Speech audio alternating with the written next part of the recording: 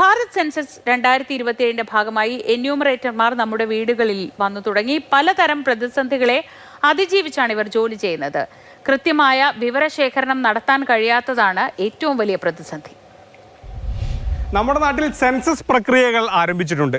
വരും ദിവസങ്ങളിൽ നമ്മുടെ വീട്ടിലേക്കും സെൻസസ് എടുക്കാനായി ഉദ്യോഗസ്ഥരെത്തും. എങ്ങനെയാണ് ഇവരുടെ വിവരങ്ങൾ ശേഖരിക്കുന്നത്? എങ്ങനെയാണ് ഇവരുടെ യാത്ര? നമുക്ക് കുറച്ച് സെൻസസ് എടുക്കാൻ പോകുന്ന ഉദ്യോഗസ്ഥരോടൊപ്പം ചേരാം. ഞങ്ങൾ സെൻസസിന്റെ ഭാഗമായിട്ട് വന്നാണ്. നമ്മൾ കുറച്ച് ചോദ്യങ്ങൾ ചോദിക്കും. ആ ചോദ്യം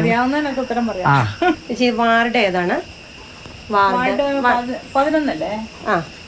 ഇങ്ങനെ 34 ചോദ്യങ്ങളുണ്ട്. ഓരോന്നും ചോദിച്ച് കൃത്യമായി രേഖപ്പെടുത്തണം.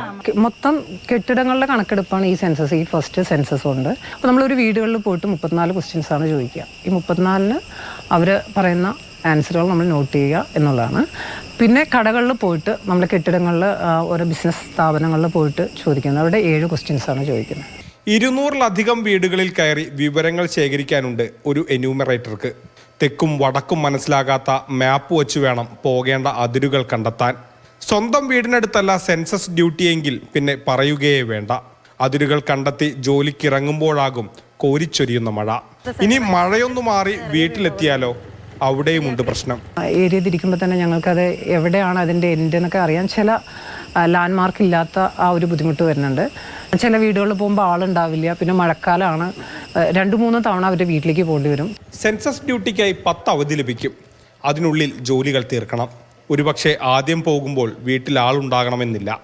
പിന്നെയും പോകേണ്ടി വരും. ഇപ്പം ഞങ്ങളുടെ സ്കൂളിൽ നിന്ന് 4 ടീച്ചേഴ്സിനാണ് സൂപ്പർവൈസറായിട്ട് സൂപ്പർവിഷൻ ഡ്യൂട്ടി വന്നിരിക്കുന്നത്. അപ്പോൾ ആ 4 ടീച്ചേഴ്സിൻ്റെയും പീരീഡ്സ് മറ്റുള്ള ടീച്ചേഴ്സിന് ഡിസ്ട്രിബ്യൂട്ട് ചെയ്ത് കൊടുക്കേണ്ട അവസ്ഥ വരും. അപ്പോൾ അവർക്കും അത് ടൈറ്റ് ഷെഡ്യൂളായി മാറും. മിക്കവാറും അധ്യാപകരാണ് എന്യൂമറേഷൻ ജോലികൾക്കായി പോകുന്നത്.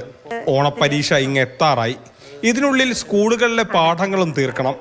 മറ്റുള്ളവർക്കും മാതൃവകുപ്പിലെ ജോലി കൃത്യസമയത്ത് പൂർത്തിയാക്കുന്നതും ബുദ്ധിമുട്ടുള്ള കാര്യമാണ്.